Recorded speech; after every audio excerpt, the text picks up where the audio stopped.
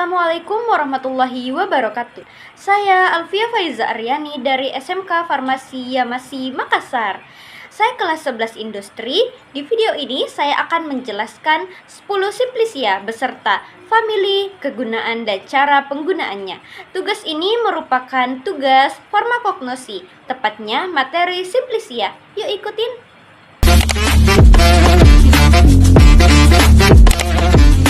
Halo, saya akan menjelaskan simplisia dari Curcuma domestica rhizoma atau lebih dikenal sebagai kunyit atau kunir. Tanaman asalnya Curcuma domestica, familinya Zingiberaceae. Zat berkhasiat utama dari kunyit yaitu minyak atsiri, zat warna kurkumin, damar, dan pati.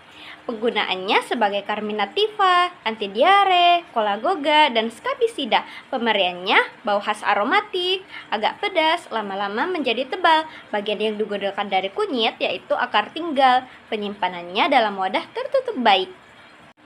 Ini adalah Zingiberis rhizoma atau lebih dikenal sebagai jahe. Nama tanaman asalnya Zingiber officinale. Familinya yaitu Zingiberaceae. Zat berkhasiat dari jahe adalah pati, damar, minyak atsiri. Penggunaannya sebagai stimulansia, diaforetika, carminativa.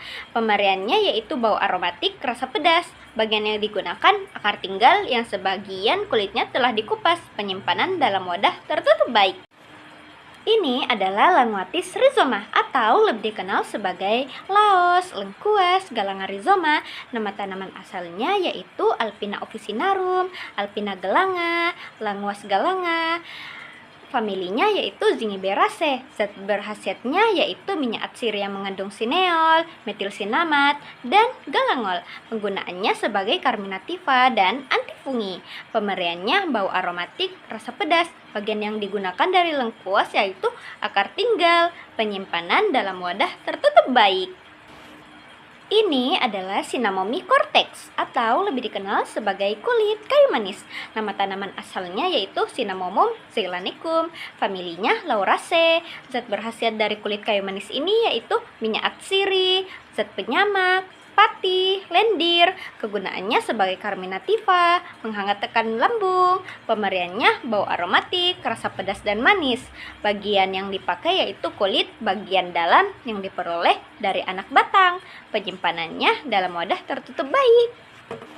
Ini adalah Symbopogonis folium atau lebih dikenal sebagai daun serai. Nama tanaman asalnya yaitu Symbopogon nardus L.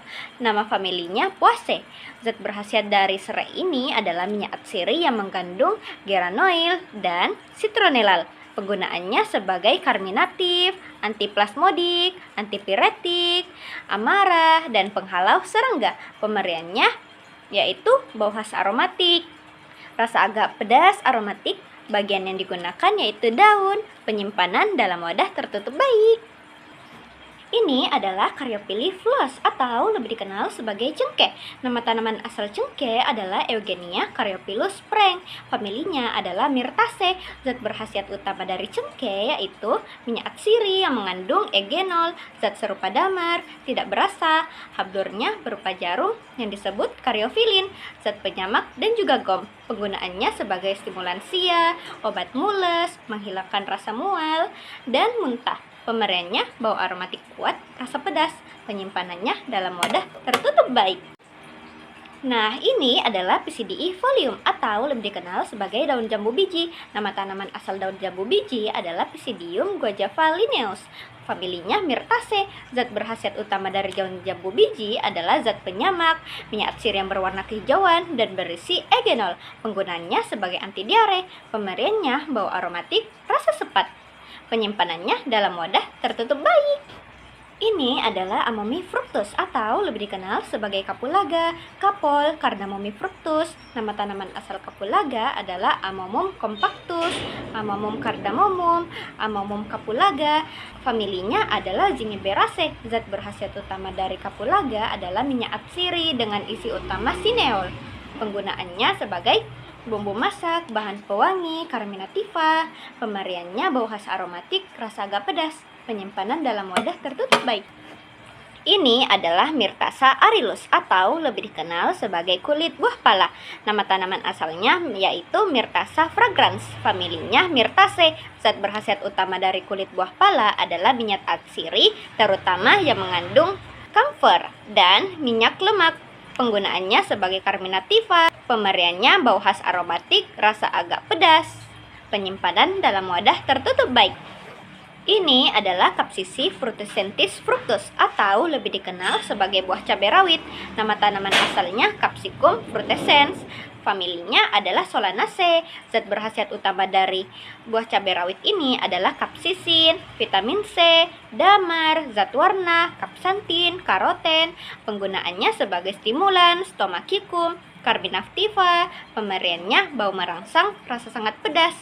Penyimpanan dalam wadah tertutup baik. Maka wawancara kita tentang simplisia. Bahan pertama itu jahe. Biasa kita gunakan untuk bahan masakan atau pengobatan. Kalau bahan masakan kita gunakan untuk apa? Kalau jahe bisa digunakan di kalau kita bikin saraba supaya hangat. Kalau untuk pengobatan bisa diseduh sama air hangat campur madu sama jeruk nipis untuk mengobati apa itu kayak masuk angin begitu. Kalau bahan kedua itu kunyit. Kalau untuk masakan dan pengobatan bisa dijelaskan digunakan untuk apa? Kalau kunyit bisa dicampur untuk masak rebus ikan supaya hilang amisnya.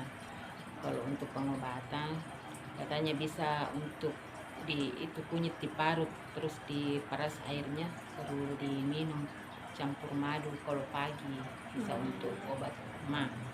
Kalau bahan ketiga itu serai. Kalau untuk bahan masakan dan pengobatan digunakan untuk apa? Kalau serai bisa masuk di bahan masakan apa saja. Contohnya kayak rendang, banyak kalau serai banyak manfaatnya di masakan, bisa dikasih turun di masakan.